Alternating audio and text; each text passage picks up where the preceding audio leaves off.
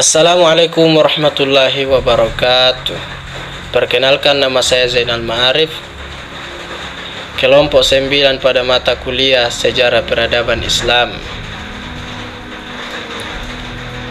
Dan teman kelompok saya adalah Nur Basrah. Pada video ini saya akan menjelaskan mengenai sejarah peradaban Islam di Afrika Utara. Yakni di Afrika Utara ini terdapat dua dinasti yang akan saya bahas dalam video ini, yakni dinasti Murabitun dan dinasti Muwahhidun. Baik, langsung saja ke inti videonya.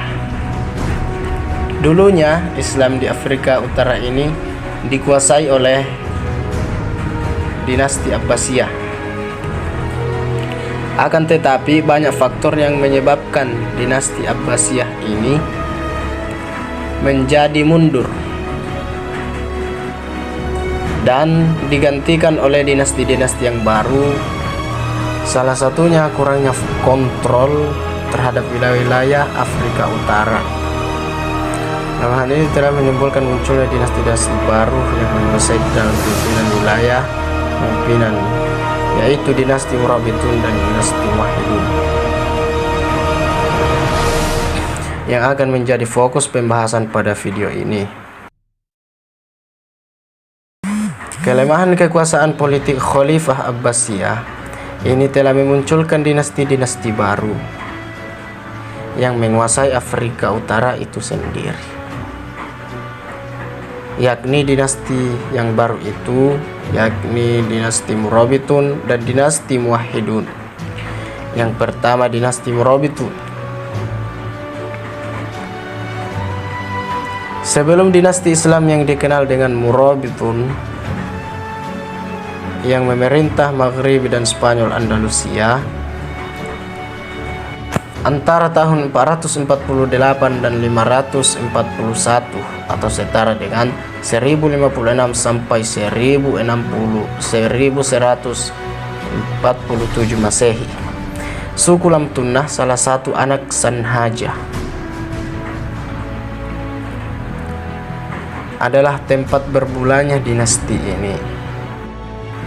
Philip K. Kitty berpendapat dalam bukunya History of the Arabs bahwa dinasti Murabitun pada awalnya adalah paguyuban militer keagamaan yang dimulai seorang muslim yang saleh di sebuah ribat.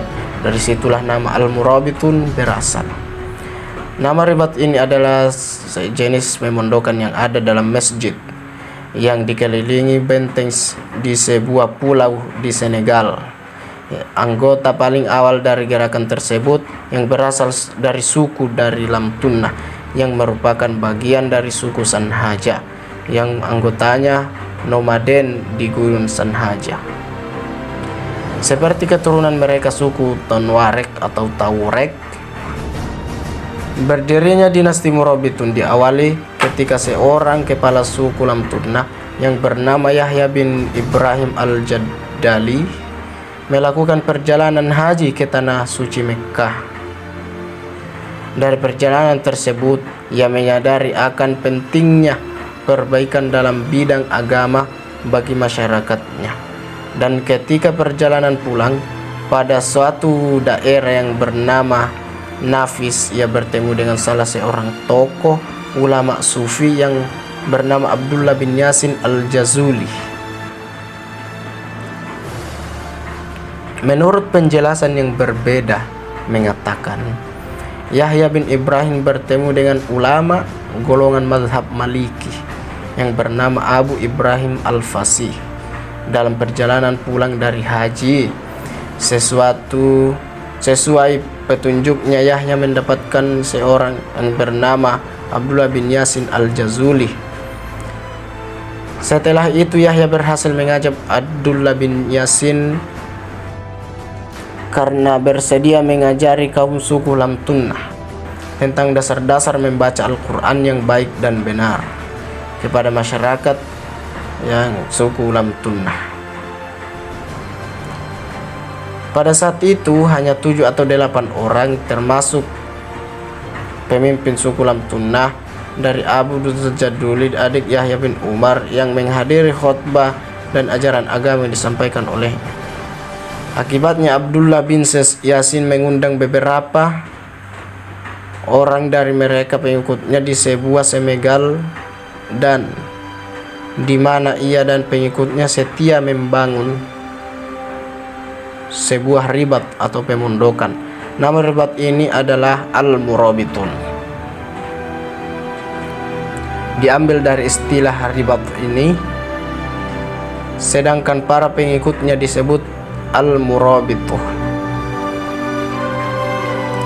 Abdullah bin Yasin mulai memberikan perintah menyebarkan agama Islam keluar dari ribat dan memberantas segala bentuk maksiat.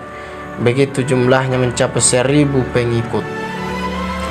Tidak hanya melakukan upaya memberantas saja penyaluran secara individu, tetapi juga penguasa yang mengikat pajak yang banyak yang berlipat, dan gerakan tersebut mendapat simpati dari masyarakat.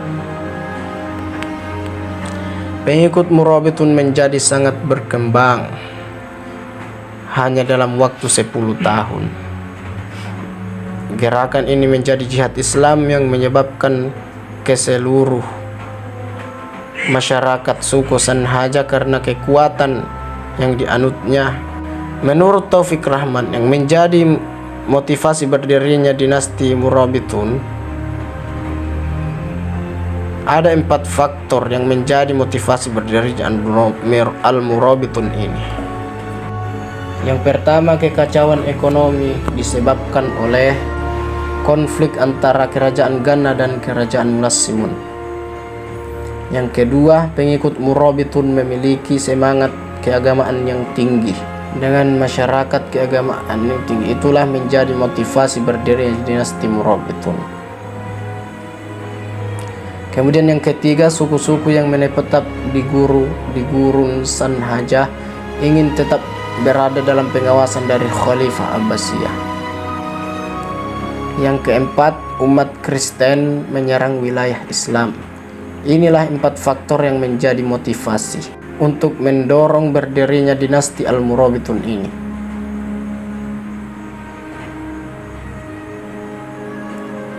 Nah, setelah 4 faktor ini terpenuhi, maka berdirilah dinasti Murabitun.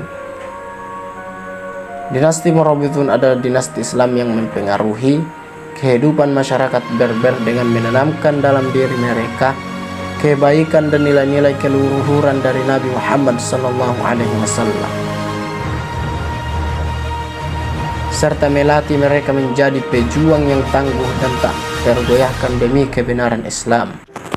Murabitun merupakan dinasti Islam dengan 6 pemimpin yang memerintah bagian utara selama 90 tahun.